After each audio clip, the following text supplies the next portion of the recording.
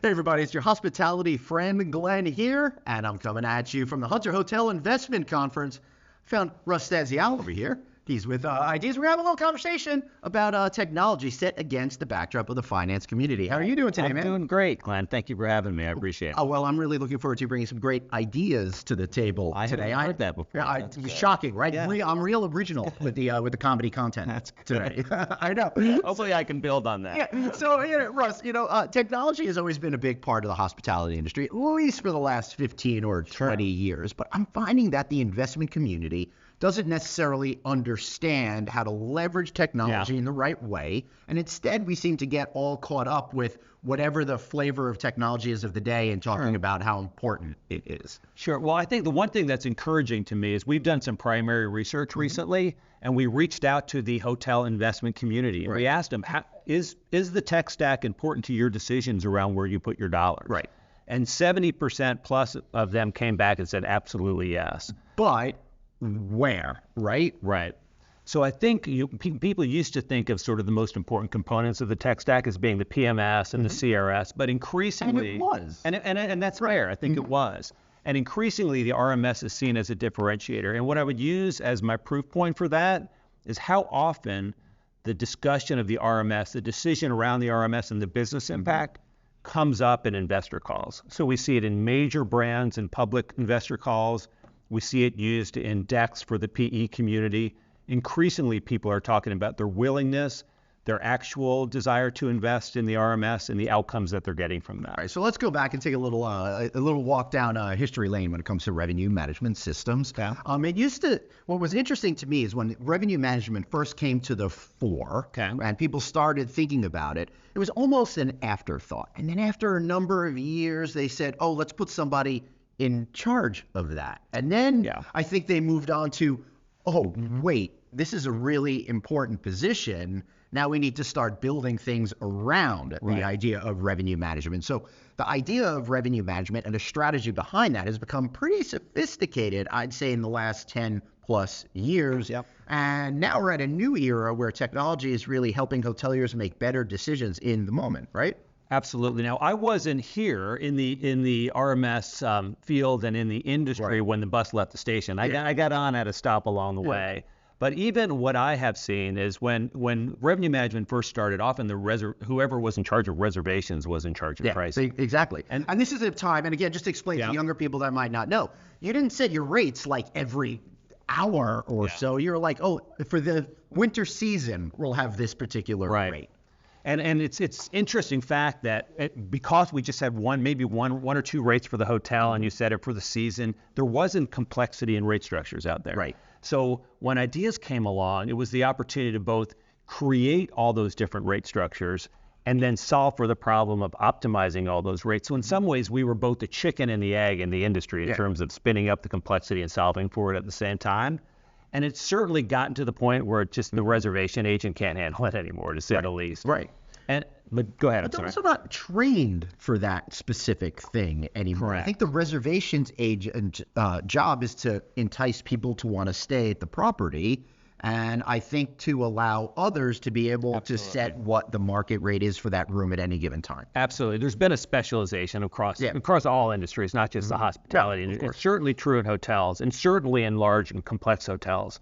But I think we've also seen, because of that specialization in large and complex hotels and the sophistication of the systems that service those hotels, that we needed to create something for that long tail, for the budget and economy hotels, where maybe those specialist resources didn't sit. Right. So they've either sat above property in a sort of a large one-to-many relationship, but they've also many times just been the people who actually own the hotel and are running it day to day. So I think you know that we came out with the Elevate solution to what I would describe it as democratizing revenue management for the rest of the industry. I was just going to say that exact same phrase.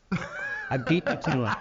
I beat you to it. Damn it. We've got a bingo card in Frank. Yeah, you know, said, oh, I'm going to say something really smart, then you beat me to it. I wish I'd come up with the term. No, but you're absolutely right, because when you're thinking about, particularly for independent hotels and hotels that are operated by your mom and pop business, they've got to do everything.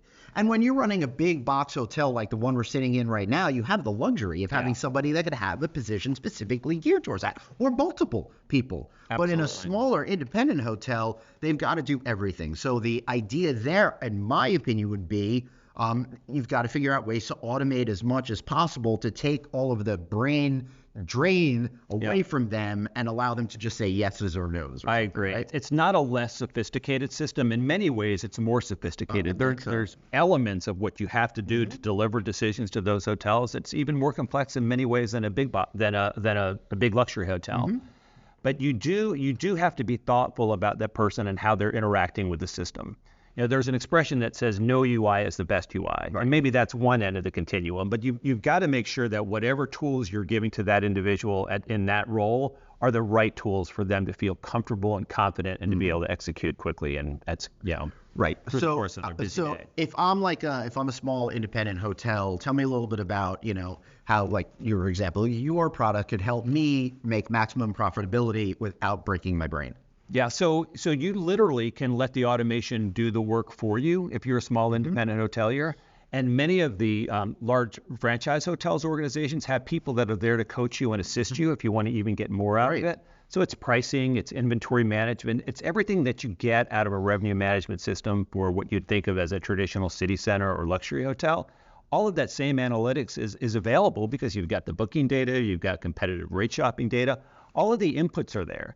The outputs are there as well. And being able to make those decisions 365 days out, being able to make those decisions 7 times within perhaps within 1 day for the short-term part of the booking curve. I mean, that's important to getting the most out of your business. And those are the things that it's very difficult for a human being to do when they're also running a hotel. Well, yeah, because I'm worried about checking people in, making sure rooms are clean, making sure there's enough supplies in the building. That sometimes I think just generally in life, we have the intention of getting to something, but then something always falls on the back burner. And I find a revenue management is one of those things where people have the tendency to say, I'll deal with it later. Right. But then that just winds up hurting their own business if they don't focus on it. That's absolutely true. So a decision system that makes those decisions and automates the distribution of those price points for you is important to your business. That doesn't mean you can't go in and manage exceptions where you know that a big bus just pulled up and that you're going to be filling the rooms tonight.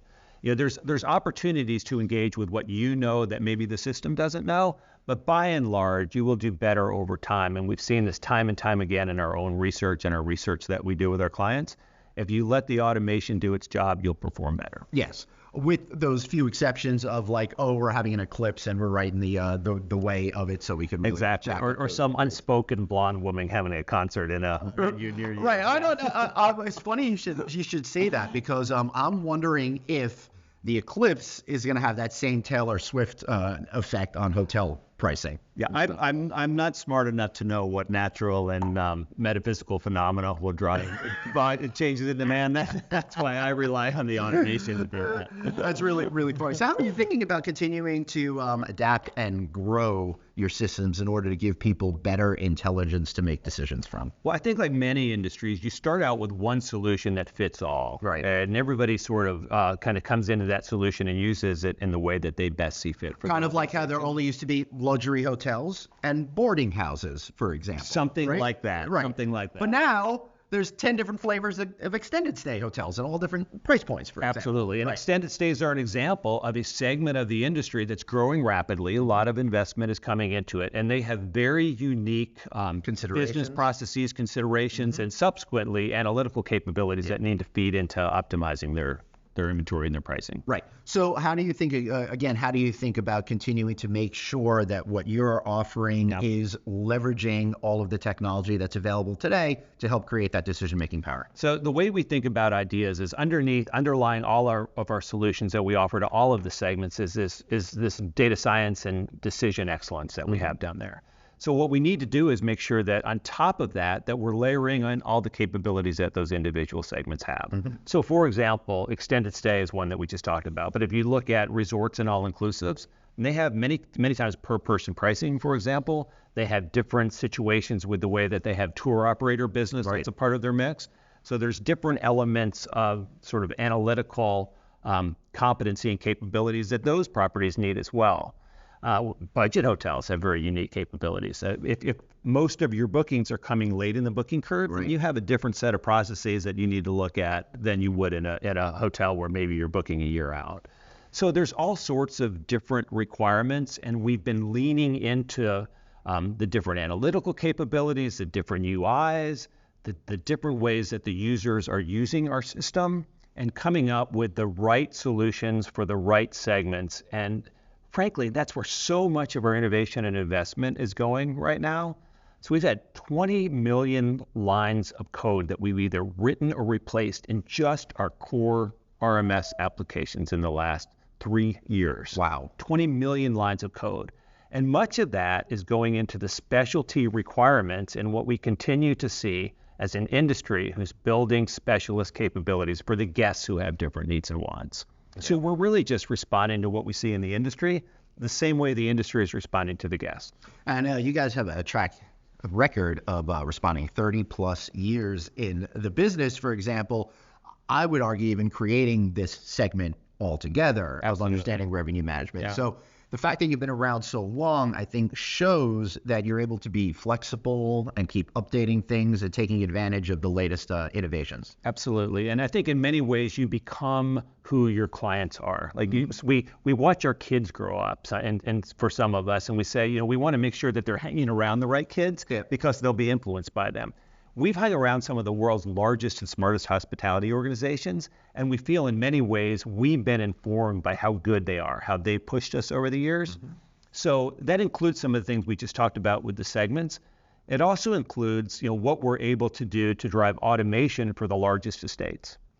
So, if democratization was one of the big trends that we saw 5 years ago, automation and being able to do much with fewer people is one of the trends that we see coming out of COVID. And you're absolutely right. And that trend isn't just when it comes to revenue management, but all areas of your hotel operation out there, which is why here at Hunter Conference, the investment, the finance community is so hyper-focused on what is going on with technology in order to continue to add value, create more profitability, and increase the overall property value. Absolutely, and we're part of that evolution of that automation capability for the industry. So we just released recently Portfolio Navigator, which is a tool that's designed for large estates to do more with less and manage the changes across the large estates and the complexity of managing that large estate versus just the complexity of managing a very sophisticated single hotel. And that's great because it winds up helping in multiple ways. Number one, when you have less people working, you have less salaries to pay.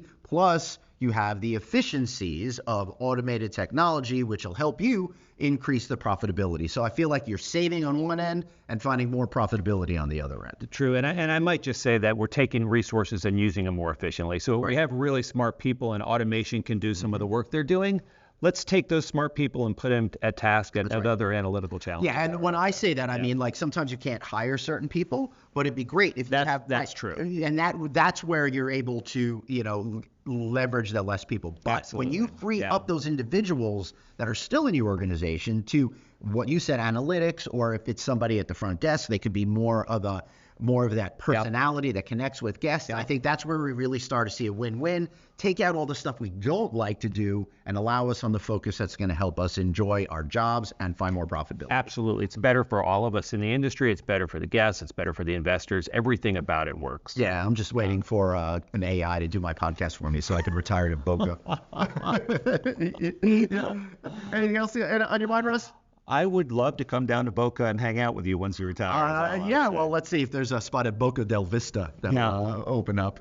Exactly. I don't think I'll ever move to Florida because I don't like Florida, but I got too much New York in me. Yeah, you'll miss the food. No, especially the Chinese food and pizza. But you want to hear more debates like that, turn into our Friday Night Audit Show. But Russ, how can we learn more about IDeaS? You can certainly go to IDeaS.com. Many of you probably already know many of the IDeaS representatives that serve the hotel industry in all the regions of the world, from Beijing to Shanghai to Thailand to Australia, all over Europe and all over the United States. But IDeaS.com is the place where you can come to find out more and reach out to us for more help and assistance. Well, thanks so much. I appreciate it. And so for Russ and myself, Glenn, thanks for watching. Remember, subscribe to No Vacancy. Text the word hotel to 66866 to get our Sunday night newsletter, which wraps up all the news and podcasts and videos of the week. Thanks so much. See you later. Thank you, Glenn.